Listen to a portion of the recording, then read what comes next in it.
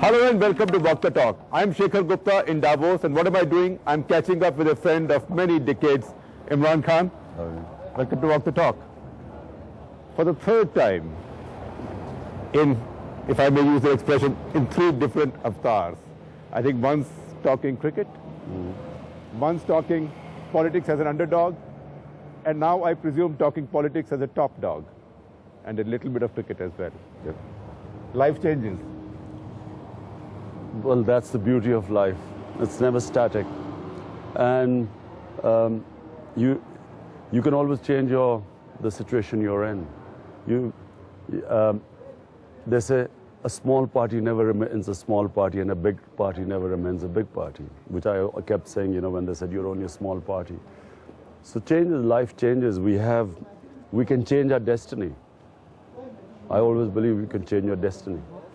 Yeah, but you remember the first time you came into politics, you were very naive. You contested from 5 seats with disastrous results in 5 provinces.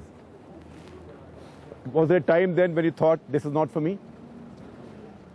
It's like when I first came into cricket.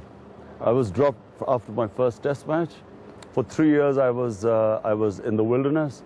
And all the team, when I was dropped, the entire cricket team predicted that that was the last time I would ever play for Pakistan.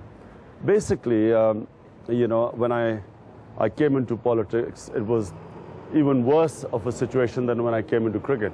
I was not very good when I came into cricket. I only played about 10 first-class games. I was 18 years old. So when I came into politics, I was an outsider. I hardly knew anything about Pakistani politics. I knew about international politics, but not Pakistani politics. I had no idea how politics worked in Pakistan. And then I formed my own party and refused to take other politicians with me. Right. And took the most difficult route, you know. Single-handedly, we were offered alliance with Nawaz Sharif. A 5-month-old party was offered 30 seats with the party that was going to, you know, 2-party system which would win, Nawaz, PMLN. Right. We refused because I said he's equally corrupt as Benazir. And we ended up getting wiped off. You were the butt of some jokes then, huh? For a long time. For a long time. People made fun of me, and remember, I had been successful for such a long time. A column that described you as in the dim. Regularly, I mean, I got this sort of thing, but I had a series of successes with cricket, and then built this hospital against all odds. And suddenly, this one big in '97, when we were wiped off, not one seat, the sort of attacks that came, you know, the sort of, but you expect it, you know. What has turned things around so dramatically now? I mean, we are not predicting election results yet, but obviously you are getting these huge rallies, and people are watching. That's why you are in Davos, and you're the toast of Davos. Shekhar, look, no one can defeat us now. I used to know when we were playing cricket, a time would arrive during a game when without actually having won, you knew now that you were going to win, okay? That stage has arrived in politics. I'm not talking about those things anymore, or not in cricket these days. Yes, I know. But it's once the people stand with you, once, you know, you've got the people with you, which is what has happened. Once you've got a movement going, once you've got the young people out in the streets standing with you, it's very difficult for parties of status quo to actually come and challenge you now. Yeah. Yeah.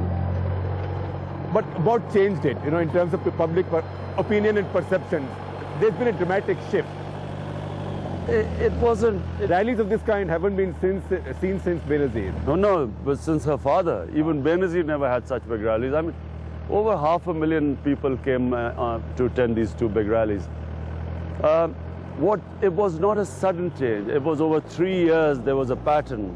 You could see people changing, people getting disillusioned from the old parties, the economic situation deteriorating, lawlessness, people realizing, a point came when people realized that unless we change, we are doomed. So what are you offering that others are not?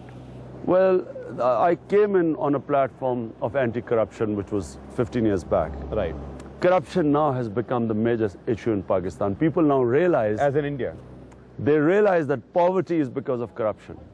And so that was consistently my platform. And secondly, on the war on terror, I was the one who kept saying that there's no military solution. I said there's only a political solution.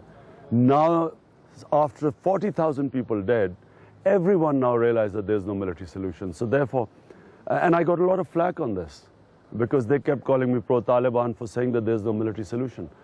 And so I stood my ground, and finally these two ideas really raised my credibility, because now, as they said, an idea whose time has come, what I stood for, people now understand and believe. The Taliban have an office in Qatar now, which Americans have blessed in a way. Absolutely, sooner or later the Americans were going to realize that they're not fighting some ideology, they're fighting a population. They're fighting a war of resistance. And you can only beat terrorists if the people who they are operating from, the terrorists are operating from within, they also consider them terrorists. Right. If they consider them freedom fighters, you've lost the war. Right. NDTV's cricket app, Android and iPhone.